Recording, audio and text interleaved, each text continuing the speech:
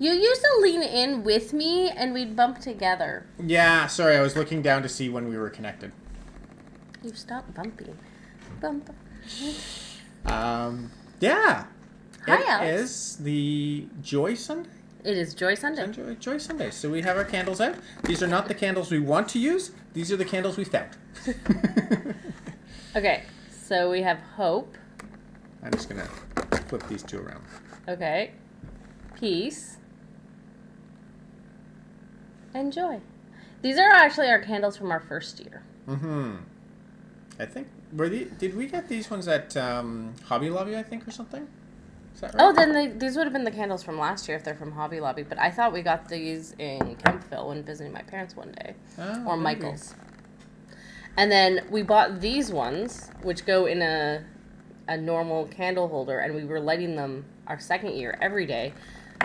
But we can only find 3 of the 4. We're missing a candle. And I had it at some point this Christmas season when I was unpacking all the Christmas.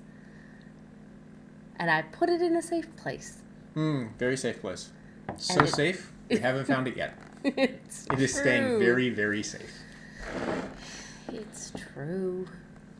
Okay. I really hope for a good tea today. We had one of our favorite teas together last night as an after supper tea, just peachy. And those are the type of, that is a 5 for me. Mm-hmm. That one, Sleigh Ride's a 5. We have another Sugar Pear Fairy from last year, and it's a 5 for me. You look. Sugar Pear Blossom. I can't remember. There's a pear blossom. Okay, that's the one I'm thinking of, yes. Yeah, it was. Oh, maybe it is Sugar Pear Blossom. But there was one that was a play on Sugar Plum Fairy. But we had a very lovely night last night. Yeah. We are day 14. Day 14. I found 15. I found 14. I found 17. I found 13. I found 4. Ooh, 14.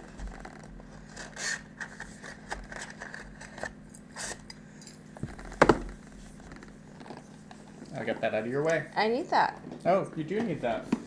It's a vanilla cappuccino. Oh, here you go. Have fun trying to open that.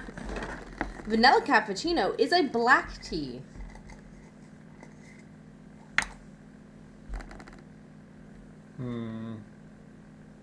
I know, your absolute favorite. You've been looking forward to this all week. You've been telling me every morning, oh, today I hope it's a black tea. Yes. It is a low caffeine though. Normally a black tea is the full high caffeine. It is one step up from a fruit infusion or a rooibos, which are often no caffeine. So the ingredients are apple, black tea, rose hip, candied pineapple, coffee beans, natural coffee flavoring, with stevia extract. It's our first stevia of the Christmas season. Interesting. Artificial cream vanilla flavoring, and it's kosher. Most of them are kosher. Not all of them say kosher at the end. No, I find particularly this box, we've been having more and more that actually say kosher on it. Yeah. Versus the last couple of years where we only had a couple. It smells amazing. I can see the coffee beans.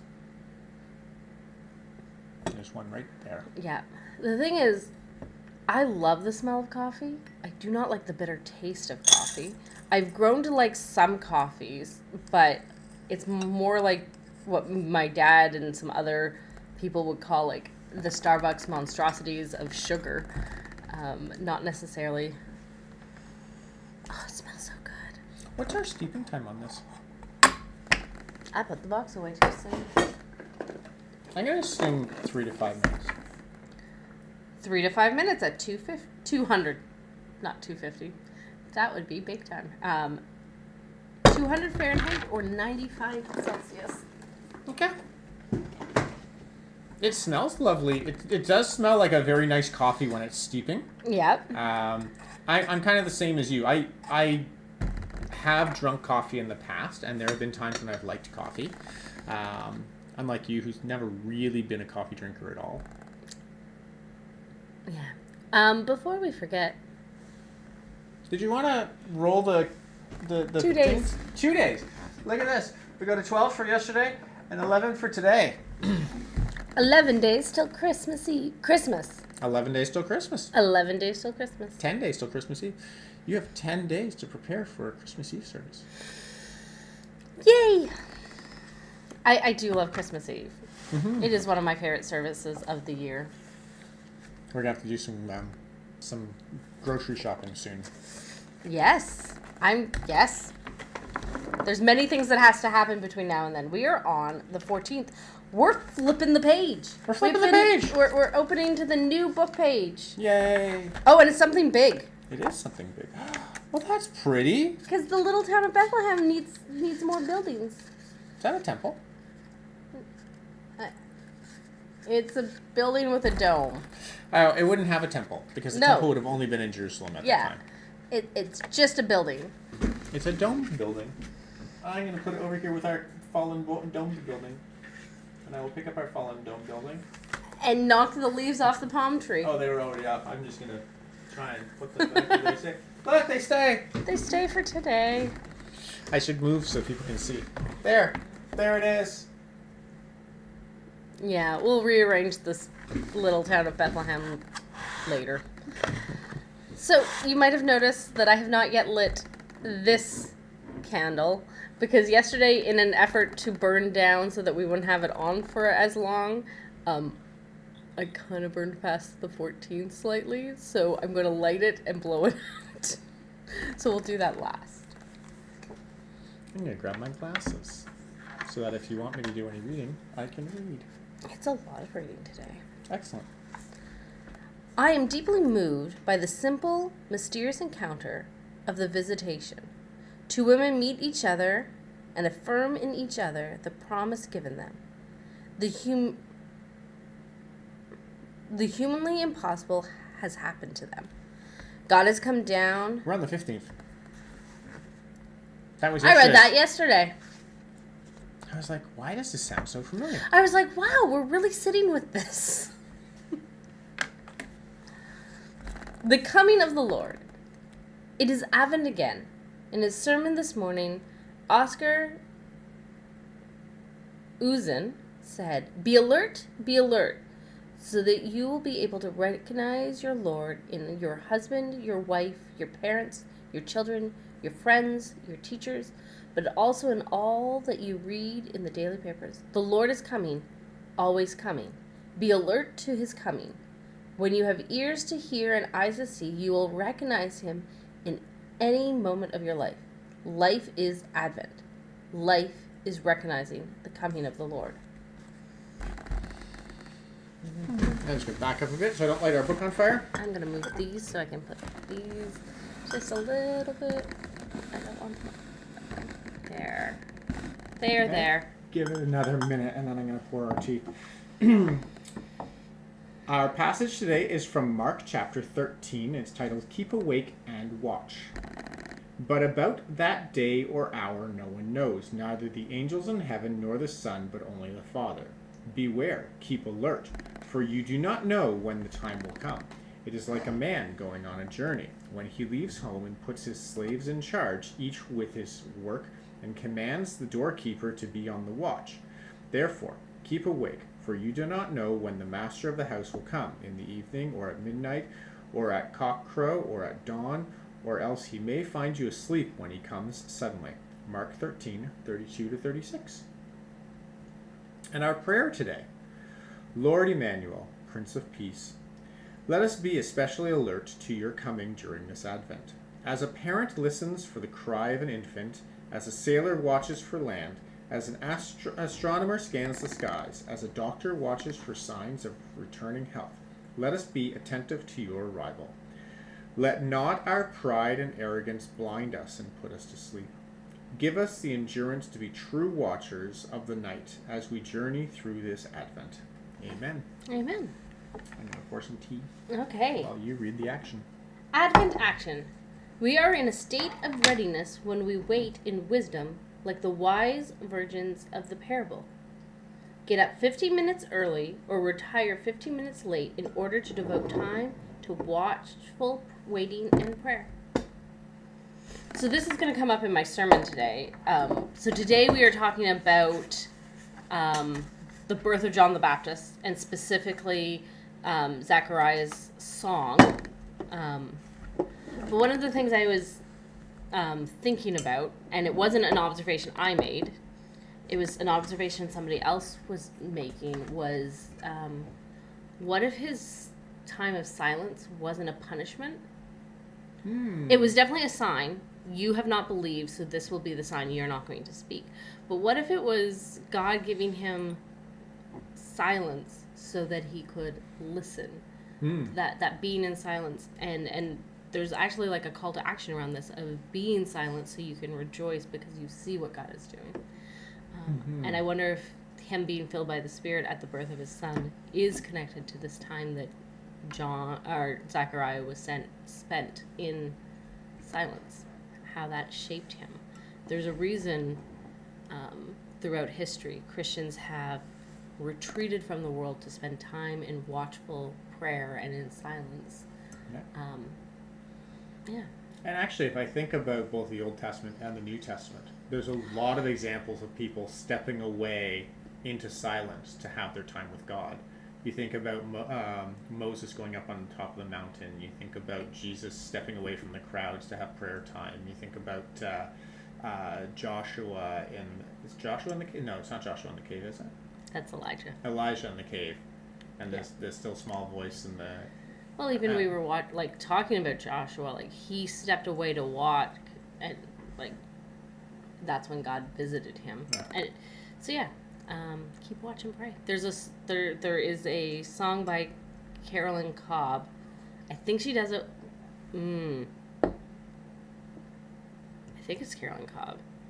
I only know it because when I'm listening to Sarah Groves and it moves over into a similar songs, it often comes up, and it's keep watch and pray. I think that is Caroline Cup. I think so. I've heard it a couple times as well. Okay. It's a lovely song. The tea smells amazing. It smells like coffee ice cream. Yeah, I would agree. All the joys of coffee ice cream. If it smells as good as if it tastes as good as it smells, I will be very happy. But it feels like it's going to taste like coffee.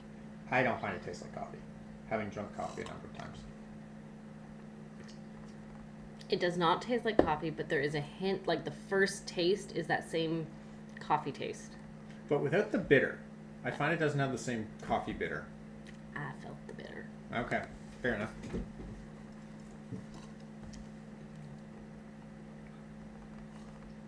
It's an enjoyable coffee bitter, though. It doesn't feel like tea, and it doesn't feel like coffee. Some weird in between. It doesn't know what it is.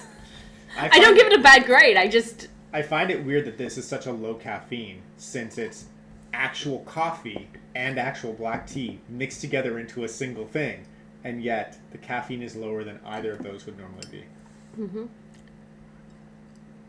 It's not bad. If coffee tasted like this, I would probably drink coffee more often. I could probably have this as this feels like an after dinner or a breakfast tea. After dinner when I have to study. I give it 4 stars. I'm leaning towards 4 as well. There's something about it that I haven't put my finger on. I'm wondering if it requires more steeping time, because I feel like it hasn't quite pulled all the flavors. I'm okay with that. Oh, now I hit the coffee bitter, but it's a very mild. It's faint. Having had like dark, like strong coffees without It's coffee milk, for tree drinkers because it's not actually coffee. Yeah. Having had strong coffees without any milk, because my family does coffee black, and if you add anything to it, they go, "Oh, that's okay. You can ruin the coffee if you like." Okay. You had a question of the day. I did have a question of the day. I think I already know your answer to this one, but it feels like a fun question to ask. What is your absolute favorite type of Christmas lights? Not necessarily only electric lights, but like bright white lights, outdoor lights, tree lights, candles in the window, colorful lights, blinky type lights, the Yes. the icicle lights. Yes. I just like Christmas lights. Okay, my absolute favorite lights are bubble lights. Did you ever have bubble lights growing up? I don't think so. I remember it was something Mom and Dad, I think both Mom and Dad haven't been watching the stream this year. They did last year and the year before, but they've had a lot. Catching it later. Well, that's true, and they've got a lot going on with wrapping up Fill-A-Bag this year. Mm-hmm. And I have had hiccups off and on for the last 24 hours. Oh, so bubble lights were something Mom and Dad wanted for our tree and introduced me to when I was probably 7, 8, and we had them for a number of years. So they're the regular lights, which means the light bulb light heats up, and they're kept in a cap of some kind, and you put a piece in that's separate from the light that is a long cylinder with colored liquid, colored water, and as the light heats the liquid, bubbles will go up. So it's like little mini lava lamps. Well, kind of. Yeah, that might be. Having never seen them, that would be a way to describe them.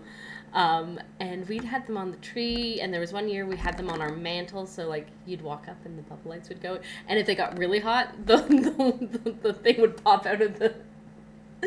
Yeah. That's not a feature of the actual bubble lights, but Interesting. I also watched a really neat video because at one point Christmas trees were not electric lights, they were candles, and there's this way of you string a thin line between each one, especially for a tall tree, and so all the candles are attached by these strings, and you light the string, and then it poofs fire around the tree and turns it on. So I watched a church light their tree with this method, and the whole time I'm going, when's the whole church going on fire? Sure, they had a fire extinguisher around somewhere just in case. It did not seem like anybody else expected fire, just candles. I can think of 2 or 3 people I know who would not want to be there for that particular lighting. Yeah. It is not something that we will be doing at Polson Park in the near future. So, 14's already burnt, so... Well, that was quick. Oh, it's a day. It is. So, are we still at a 4 on this? I wavered between a 3.5 and a 4. Okay. I think for me it's still a 4. Yeah. Yeah. Maybe a 3.5? 3.7. Another 3.7. It's our second one. Okay, for me, 4s are normally what we end up buying. Right. 5s and 4s are what we normally end up That's buying. true. I don't know if this would be something we'd race out to get. Now. I don't think... here's my thing, is why it's not an actual 4. I don't think if it was in the basket, we would pull it out. Okay. I think it would depend on the company we have. Yes, but I don't think for an evening like last night, because you said, what tea would you like? And I said, I don't know, something yummy, surprise me. And you picked just peachy. Mm-hmm. I do not imagine a world where this is the tea you would pick. Okay, that's fair. If it's you and me having tea, which is why it's not a 4. Okay. That makes sense then. Yeah, I could get that. And the other one is, because we have there's something else over there that has a similar taste to this one. I think it's either the s'mores chai or the hot chocolate something. Early or whatever. Yeah. And both of them remind me of this. This reminds me of them. They're different. They have their own unique taste, but there is something similar between all of them. And we never reach for those ones. I almost reached for one of them last night, but I realized that I didn't want chai at that time of night. Yeah. So, yeah. Yeah. So I think it's a high rating. Like, I think it's a really lovely tea, but not as high as, like, if you compare it to what we consider a 5 and a 4. You would request this more than some of the other ones we've had. Probably, yeah. Yeah. So 3.7. Okay, fair enough.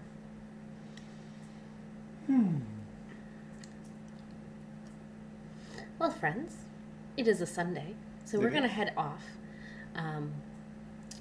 Happy Joy Sunday. Yeah. Happy 15th day of Advent and 14th day of December. Yeah. 11 days till 11 Christmas. days till Christmas. 11 days till Christmas. 10 days till Christmas Eve. It's going to be delightful. It is. Okay, friends, we'll see you tomorrow. Bye. Bye.